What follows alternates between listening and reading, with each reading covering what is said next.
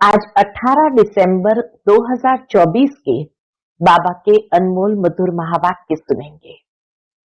आज की मुरली में बाबा कहे, बच्चे तुम्हें सर्वशक्तिमान परमात्मा से अपना बुद्धि योग लगाना है, क्योंकि आत्मा की बैटरी धीरे धीरे डिस्चार्ज होती गई है। सतो प्रधान से जैसे जैसे तमो प्रधान बने हैं, वैसे आत्मा की बैटरी डिस्चार्ज हो गई, लेकिन एकदम डिस्चार्ज नहीं होती है। इसीलिए संगम पर जब बाप आते हैं तो हमें अपने बुद्धि योग को बाप के साथ जोड़ करके अपनी आत्मा की बैटरी को चार्ज करना है, अर्थात स्वयं में शक्ति भरना है। बाबा कहे, जैसे दुनिया में कोई मोटर होती है, उसकी बैटरी डिस्चार्ज होने से मोटर खड़ी हो जाती है, ठीक इसी तरह आत्मा की बैटरी को भी भरना है।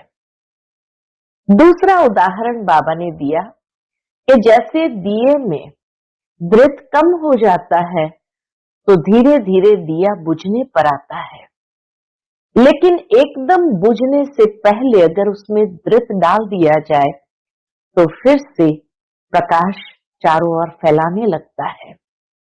ऐसे आत्मा की बैटरी भी कंप्लीटली डिस्चार्ज नहीं होती है, थोड़ा सा दृढ़ बचता है, तब बाप आकर के ज्ञान का दृढ़ डाल करके आत्मा की ज्योति को पुनः प्रज्वलित करते हैं। इसीलिए बाबा कहे, तुम बच्चों को अपने अंदर शक्ति भरनी है, याद से ही शक्ति भरेंगी और जितनी आत्मा पवित्र सतो प्रधान बनती जाएंगी तो नई दुनिया में जाने के योग्य हो जाएंगे। तो सुनते हैं बाबा के आज के मधुर महावाक्य। ओम शांति। मीठे बच्चे, सर्वशक्तिमान बाप से बुद्धि योग लगाने से शक्ति मिलेगी। याद से ही आत्मा रूपी बैटरी चार्ज होती है, आत्मा पवित्र सतो प्रधान बन जाती है। आज की मुरली से प्रश्न है, संगम युग पर तुम बच्चे कौन सा पुरुषार्थ करते हो जिसकी प्रारब्ध में देवता पद मिलता है? संगम पर ऐसा कौन सा पुरुषार्थ करते हैं जिसकी प्रारब्ध में देवता पद मिलता है? उत्तर है, संगम पर हम शीतल बनने का पुरुषार्थ करते हैं। शीतल अर्थात पवित्र बनने से हम देवता बन जाते हैं। जब तक शीतल न बने तब तक देवता भी बन नहीं सकते। संगम पर शीतल देवियां बन सब पर ज्ञान के ठंडे छींटे डाल सबको शीतल करना है। बाबा कहे, सब काम चिता की तपत से जल मरे हैं, तो इसलिए तुम्हें शीतला देवी बन करके सबको ज्ञान चिता पर बिठाकर ज्ञान के ठंडे शीतल जल डालना है, जिससे सबको शीतलता प्राप्त हो। सबकी तपत बुझानी है, खुद भी शीतल बनना है और सबको भी बनाना है। ओम शांति। बच्चों को पहले पहले एक ही बात समझने की है। कौन सी? कि हम सब भाई भाई हैं और शिव बाबा सभी का बाप है। उन्हें सर्वशक्तिमान कहा जाता है। तुम्हारे में सर्व शक्तियां थी, तुम सारे विश्व पर राज्य करते थे। भारत में इन देवी देवताओं का राज्य था, तुम ही पवित्र देवी देवता थे। तुम्हारे कुल व डिनास्टी में सभी निर्विकारी थे। कौन निर्विकारी थे? आत्माएं। अभी फिर से तुम निर्विकारी बन रहे हो। सर्वशक्तिमान बाप की याद से शक्ति ले रहे हो। बाप ने समझाया है, आत्मा ही 84 का पार्ट बजाती है। आत्मा में ही सतो प्रधानता की ताकत थी, वह फिर दिन प्रतिदिन कम होती जाती है। सतो प्रधान से तमो प्रधान तो बनना ही है। जैसे बैटरी की ताकत कम होती जाती है तो मोटर खड़ी हो जाती है, बैटरी डिस्चार्ज हो जाती है। आत्मा की बैटरी फुल डिस्चार्ज नहीं होती, कुछ न कुछ ताकत रहती है। जैसे कोई मरता है तो दिया जलाते हैं। मोटर की बैटरी का एग्जाम्पल दिया। अब बाबा कहे जैसे कोई मरता है तो दीवा जलाते हैं, उसमें व्रत डालते ही रहते हैं कि कहाँ ज्योत बुझ न जाए। अभी तुम बच्चे समझते हो तुम्हारी आत्मा में पूरी शक्ति थी, अभी नहीं है। अभी फिर तुम सर्वशक्तिमान बाप से अपना बुद्धि योग लगाते हो, अपने में शक्ति भरते हो, क्योंकि शक्ति कम हो गई है। शक्ति एकदम खत्म हो जाए तो शरीर ही न रहे। आत्मा बाप को याद करते करते एकदम प्योर हो जाती है। सतयुग में तुम्हारी बैटरी फुल चार्ज रहती है, फिर धीरे धीरे कला अर्थात बैटरी कम होती जाती है।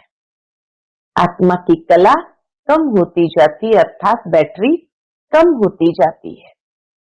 कलयुग अंत तक आत्मा की ताकत एकदम थोड़ी रह जाती है, जैसे कि ताकत का देवाला निकल जाता है। कलयुग आने तक तो ताकत का एकदम दिवाला निकल जाता है। बाप को याद करने से आत्मा फिर से भरपूर हो जाती है।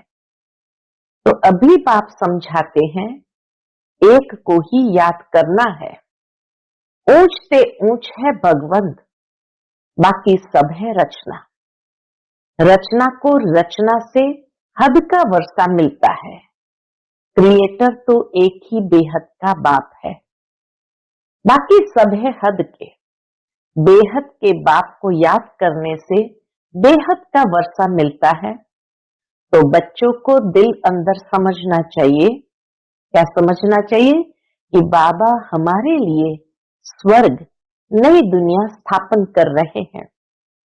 ड्रामा प्लान अनुसार स्वर्ग की स्थापना हो रही है, जिसमें तुम बच्चे ही आकर राज्य करते हो। मैं तो एवर पवित्र हूं। बाबा कहे मैं तो एवर पवित्र हूं, मैं कभी गर्भ से जन्म नहीं लेता हूं, न देवी देवताओं की तरह जन्म लेता हूं। सिर्फ तुम बच्चों को स्वर्ग की बादशाही देने के लिए जब यह बाबा 60 वर्ष की वानप्रस्थ अवस्था में होता है, तब इनके तन में मैं प्रवेश करता हूं। इतना सरल तरीके से बाबा समझाते। ईश्वर बाबा कहे जब यह बाबा ब्रह्मा बाबा 60 वर्ष की वानप्रस्थ अवस्था में होता है, तब इनके तन में मैं प्रवेश करता हूं। यही फिर नंबर 1 तमो प्रधान से नंबर 1 सतो प्रधान बनता है। ऊंच से ऊंच है भगवान, फिर है ब्रह्मा विष्णु शंकर, सूक्ष्म वतनवासी। यह ब्रह्मा विष्णु शंकर कहां से आए? यह सिर्फ साक्षात्कार होता है। बाबा कहे इन 3 देवताओं का सिर्फ साक्षात्कार होता है। सूक्ष्म वतन बीच का है ना, जहां स्थूल शरीर है नहीं। सूक्ष्म शरीर सिर्फ दिव्य दृष्टि से देखा जाता है। ब्रह्मा तो है सफेद वस्त्रधारी, वह विष्णु है हीरे जवाहरों से सजा सजाया, फिर शंकर के गले में नाग आदि दिखाते हैं। ऐसे शंकर आदि कोई हो नहीं सकता। सूक्ष्म वतन में नाग आदि को गले में डाले हुए कोई ऐसा शंकर हो नहीं सकता। दिखाते हैं अमरनाथ पर शंकर ने पार्वती को अमर कथा सुनाई। अभी फिर सूक्ष्म वतन में तो मनुष्य सृष्टि है नहीं, तो कथा वहां कैसे सुनाएंगे? बाकी सूक्ष्म वतन का सिर्फ साक्षात्कार होता है। जो बिल्कुल पवित्र हो जाते हैं उनका साक्षात्कार होता है। यही फिर सतयुग में जाकर स्वर्ग के मालिक बनते हैं। तो बुद्धि में आना चाहिए कि इन्होंने फिर ये राज्य भाग्य कैसे पाया। लड़ाई आदि तो कुछ होती नहीं, देवताएं हिंसा कैसे करेंगे। अभी तुम बाप को याद कर राजाई लेते हो, कोई माने व न माने। गीता में भी है, देह सहित देह के सब धर्मों को भूल मामेकम याद करो। बाप को तो देह है नहीं जिसमें ममत्व रहे। बाबा कहे शिव बाबा को तो अपनी देह है नहीं जिसमें ममत्व हो। बाप कहते हैं थोड़े समय के लिए इस शरीर का लोन लेता हूं, नहीं तो मैं नॉलेज कैसे दूं। मैं इस झाड़ का चैतन्य बीज रूप हूं। इस झाड़ की नॉलेज मेरे ही पास है। इस सृष्टि की आयु कितनी है, कैसे उत्पत्ति पालना विनाश होता है, मनुष्य को कुछ पता ही नहीं है। वह पढ़ते हैं हद की पढ़ाई। बाप तो बेहद की पढ़ाई पढ़ाकर बच्चों को विश्व का मालिक बनाते हैं। भगवान कभी देहधारी मनुष्य को नहीं कहा जाता।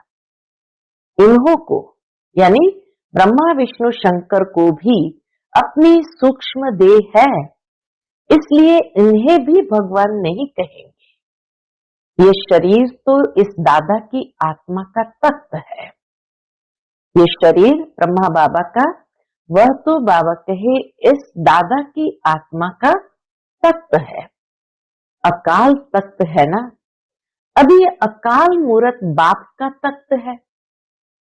पहले ये दादा का तख्त था, अब बाबा कहे शिव बाबा का तख्त बना है, यानी अकाल मूरत बाप का तख्त है।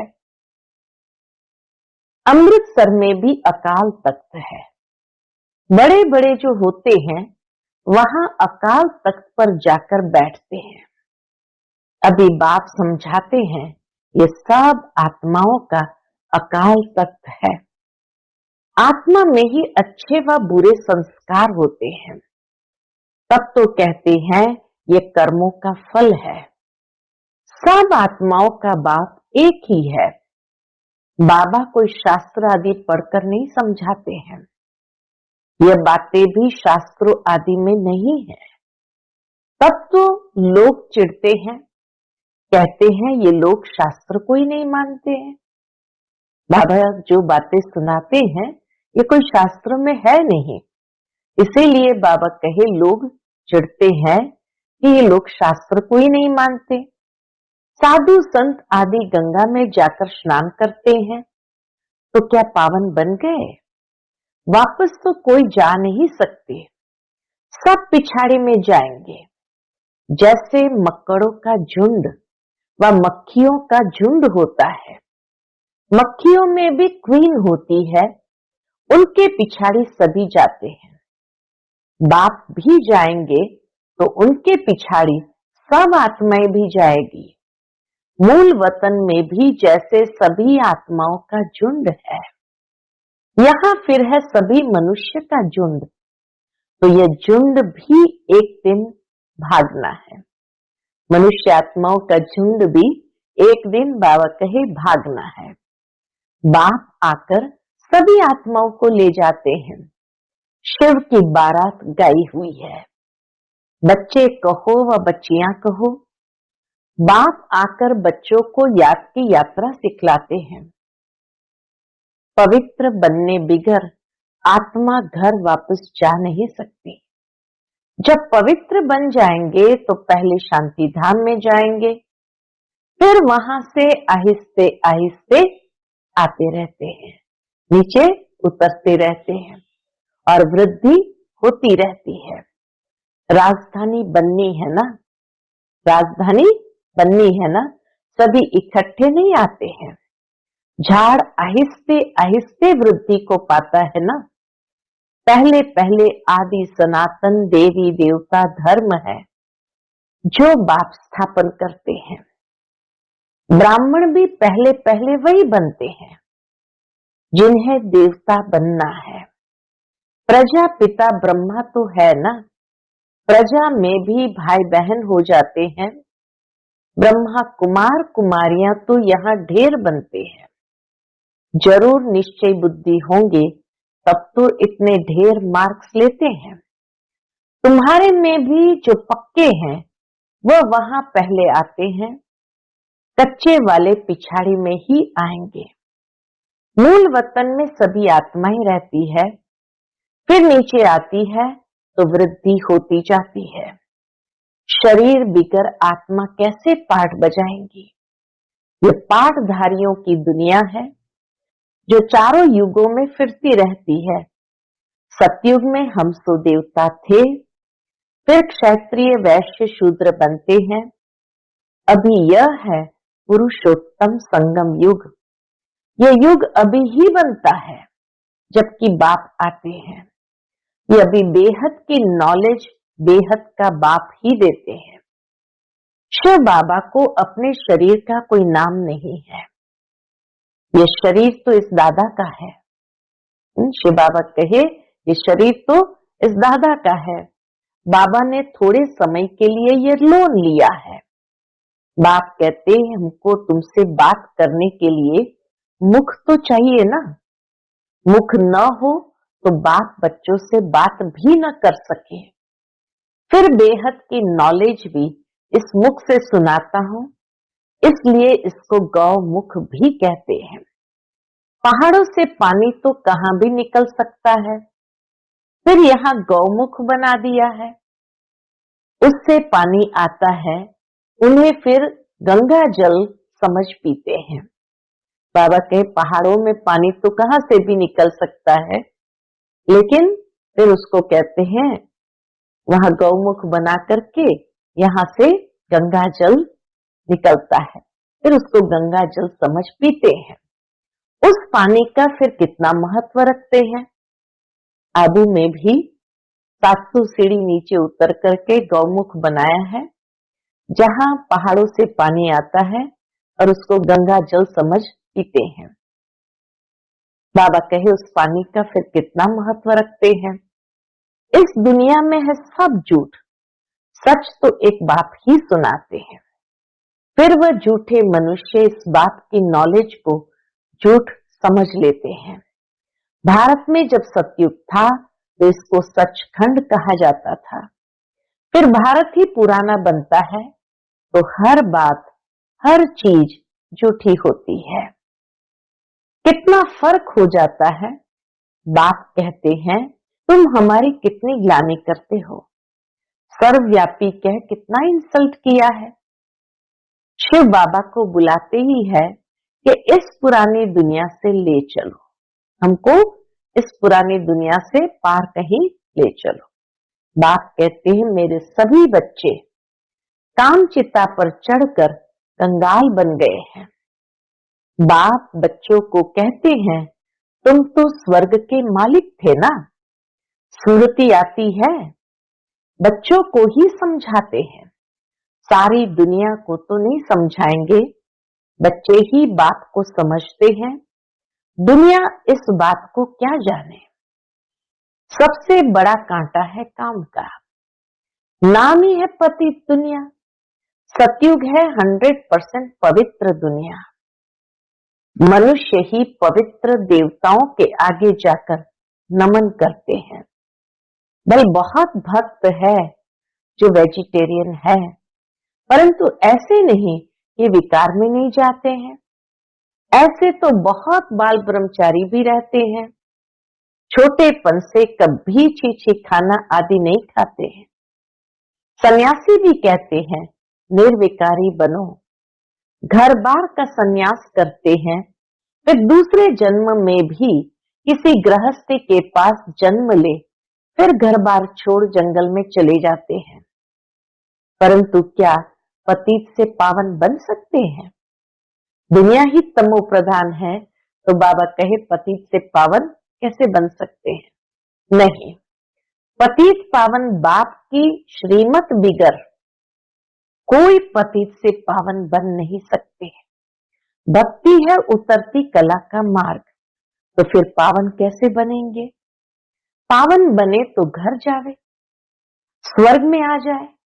सतयुगी देवी देवताएं कब घर बार छोड़ते हैं क्या? उन्हों का है हद का संन्यास, तुम्हारा है बेहद का संन्यास। सारी दुनिया, मित्र, संबंधी आदि सबका संन्यास। तुम्हारे लिए अभी स्वर्ग की स्थापना हो रही है।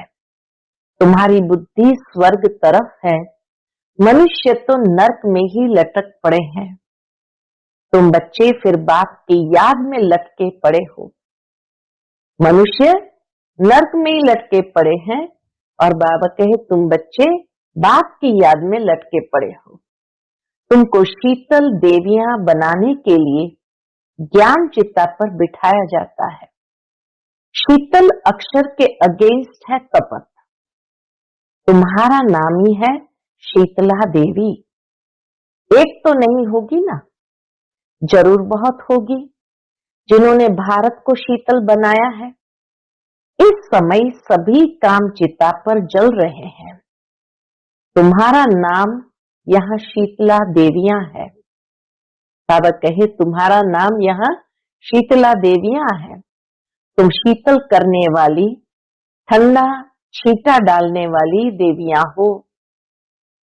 छींटा डालने जाते हैं ना, यह है ज्ञान के छींटे जो आत्मा के ऊपर डाले जाते हैं। आत्मा पवित्र बनने से शीतल बन जाती है। इस समय सारी दुनिया काम चिता पर चढ़ डाली हो पड़ी है। अब कलश मिलता है तुम बच्चों को। कलश से तुम खुद भी शीतल बनते हो और दूसरों को भी बनाते हो। यह भी शीतल बने हैं ना? बाबा कहे यह भी शीतल बने हैं ना? दोनों इकट्ठे हैं। घर बार छोड़ने की तो बात ही नहीं। लक्ष्मी नारायण दोनों ही शीतल बने हैं। बाकी बाबा कहे घर बार छोड़ने की तो बात ही नहीं, लेकिन गौशाला बनी होगी तो जरूर कोई ने घर बार छोड़ा होगा। इसलिए ज्ञान चिता पर बैठ शीतल बनने के लिए, जब तुम यहाँ शीतल बनेंगे तभी तुम देवता बन सकते हो। अभी तुम बच्चों का बुद्धियोग पुराने घर के तरफ नहीं जाना चाहिए। बाप के साथ बुद्धि लटकी रहे, क्योंकि तुम सबको बाप के पास घर जाना है। बाप कहते हैं मीठे बच्चे, मैं पंडा बनकर आया हूं तुमको ले चलने। ये शिव शक्ति पांडव सेना है। तुम हो शिव से शक्ति लेने वाली। वह है सर्वशक्तिमान। मनुष्य तो समझते हैं परमात्मा मरे हुए को जिंदा कर सकते हैं, परंतु बाप कहते हैं लाडले बच्चे, इस ड्रामा में हर एक को अनादि पार्ट मिला हुआ है। मैं भी क्रिएटर, डायरेक्टर, प्रिंसिपल एक्टर हूं। ड्रामा के पार्ट को हम कुछ भी चेंज नहीं कर सकते हैं। मनुष्य समझते हैं पत्ता पत्ता भी परमात्मा के हुक्म से हिलता है, लेकिन परमात्मा तो खुद कहते हैं मैं भी ड्रामा के अधीन हूं, इसके बंधन में बांधा हुआ हूं। ऐसे नहीं कि मेरे हुक्म से पत्ता हिलेंगे। ये नहीं कि बाबा हुक्म करेंगे तो पत्ता हिलेगा। सर्वव्यापी के ज्ञान ने भारतवासियों को बिल्कुल ही कंगाल बना दिया है, यानी बुद्धि कंगाल हो गई है। बाप के ज्ञान से भारत फिर सिरताज बनता है। जैसे जैसे ज्ञान की धारणा होती जाती है, आत्मा समृद्ध होती जाती, बुद्धि पावरफुल बनती है, तो ज्ञान से ही भारत सिरताज बनता है। अच्छा, मीठे मीठे सिकिलधे बच्चों प्रति माता पिता बाप दादा का याद प्यार और गुड मॉर्निंग। रूहानी बाप की रूहानी बच्चों को नमस्ते। हम सभी रूहानी बच्चों की रूहानी माता पिता बाप दादा को याद प्यार, गुड मॉर्निंग और नमस्ते। नमस्ते, शुक्रिया बाबा, शुक्रिया। आज की मुरली से धारणा के लिए मुख्य सार है। पहली पॉइंट, सूर्यवंशी में पहले पहले आने के लिए निश्चय बुद्धि बन फुल मार्क्स लेनी है। पक्का ब्राह्मण बनना है। बेहद की नॉलेज स्मृति में रखनी है। दूसरी पॉइंट है ज्ञान चिता पर बैठ शीतल अर्थात पवित्र बनना है। ज्ञान और योग से काम की तपत समाप्त करनी है।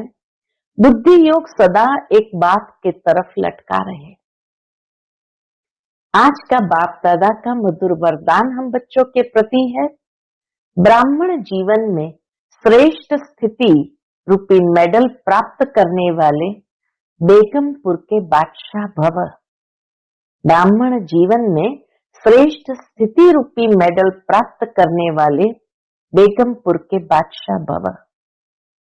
आप सब अपनी स्वस्थिति अच्छे से अच्छे बनाने के लिए ही ब्राह्मण बने हो। ब्राह्मण जीवन में श्रेष्ठ स्थिति ही आपकी प्रॉपर्टी है। यही ब्राह्मण जीवन का मेडल है। जो ये मेडल प्राप्त कर लेते हैं वह सदा अचल अडोल एक रस स्थिति में रहते हैं, सदा निश्चिंत बेगमपुर के बादशाह बन जाते हैं। वे सर्व इच्छाओं से मुक्त इच्छा मात्रम अविद्या स्वरूप होते हैं। आज का स्लोगन है अटूट निश्चय और फलक से कहो मेरा बाबा तो माया समीप नहीं आ सकती। अटूट निश्चय और फलक से कहो मेरा बाबा तो माया समीप भी नहीं आ सकती है। अच्छा, ओम शांति।